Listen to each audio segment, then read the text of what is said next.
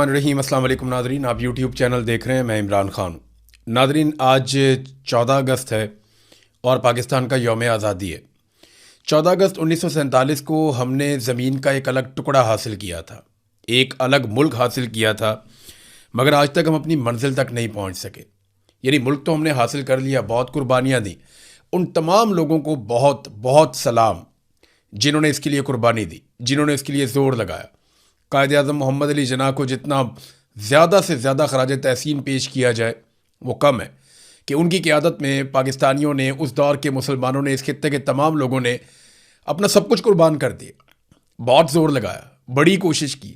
फिर अल्लाह रब्बुल इज़्ज़त ने हमें एक अलग मुल्क दे दिया। हमें अलग मुल्क तो मिल गया, लेकिन जिस मकसद के लिए हमने ये मुल्क बनाया था वो मकसद पूरा नहीं हुआ। यानी हमें एक ऐसा मुल्क चाहिए था जहां हम अपने तरीके से रहते, जहां हम आज़ादी का सांस लेते, जहां हमारे ऊपर चीज़ें मुसल्लत ना की जाती। लेकिन बदकिस्मती से हम दायरों में घूमते रहे, दायरों में घूमते रहे। अब 8 दहाइयाँ होने वाली हैं, हम दायरों के इस सफ़र से बाहर नहीं आ पा रहे। हमारे पास एक मुल्क है, मगर हम हकीकी आज़ादी से महरूम हैं। पाकिस्तान में आने वाले तमाम अवामी रहनुमा या तो इस लड़ाई में मारे गए हकीकी आज़ादी के लिए, या फिर वो सरेंडर कर गए। मगर ये लड़ाई आज भी जारी है, और इस बार इस लड़ाई का आलम एक ऐसे शख्स के हाथ में है जो हार मानने को तैयार नहीं है। उसे कैद तन्हाई और सलाखों के पीछे का अकेलापन अभी तक तोड़ नहीं पाया। वो डट कर खड़ा है, लड़ रहा है, मुकाबला कर रहा है, इस उम्मीद पर कि एक दिन हर पाकिस्तानी जागेगा और अपने हिस्से का जोर लगाएगा।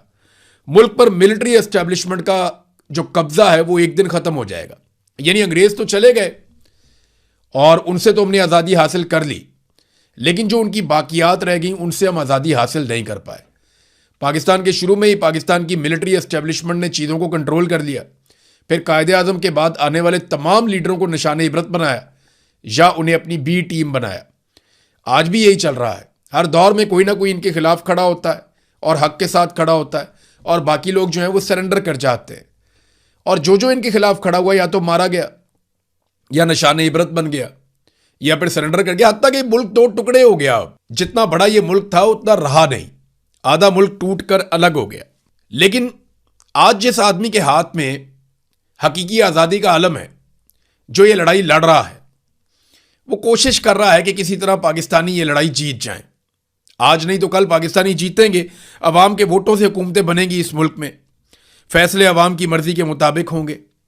पाकिस्तान में रूल ऑफ लॉ होगा, यानी सबके लिए कानून एक जैसा होगा।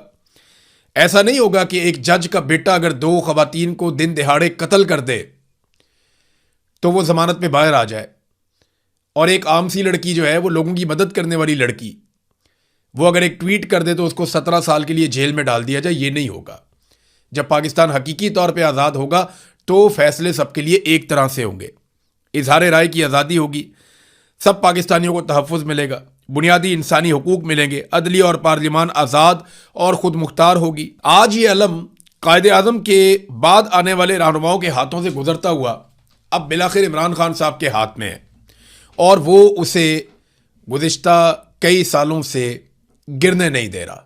इमरान खान ने अलम थामा हुआ है। जहाँ मैं पाकिस्तानियों को कहूँगा कि आपको जश्न आज़ादी मुबारक, वहीं मैं हर उस मुजाहिद को सलाम पेश करूँगा जो पाकिस्तान बनने से पहले और आज के दिन तक आज़ादी से लेकर हकीकी आज़ादी तक इस लड़ाई का हिस्सा रहा। नाज़रीन, जश्न आज़ादी की तकारीब हो रही हैं, बहुत सारी जगहों पे बहुत बड़ी तादाद में लोग निकले हैं। हुकूमत की जो सियासी जमातें हैं वो इस कदर बेबस हैं कि जश्न आज़ादी की तकारीब में मैंने उनकी एक और तरह की बेबसी देखी।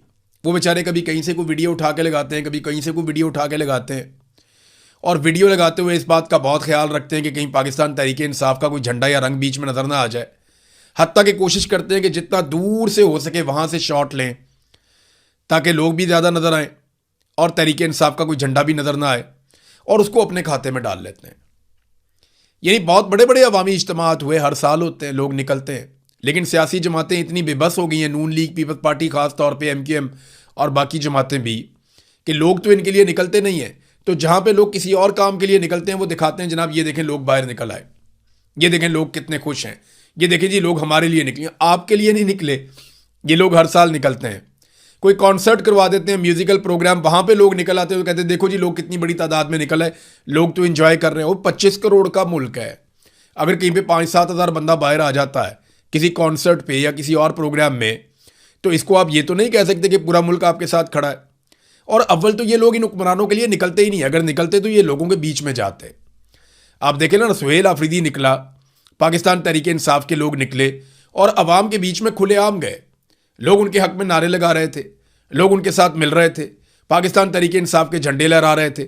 और ये मनाजिर पाकिस्तान पूरे के अंदर से हमें दिखाई दिए, लाहौर में, कराची में, सिंध में, पंजाब के मुख्तलिफ शहरों में, खैबर पख्तूनख्वा की तो बात ही छोड़ दें, वहाँ तो हुकूमत है PTI की, बलूचिस्तान में और इस्लामाबाद में सुहेल आफरीदी खुद निकले।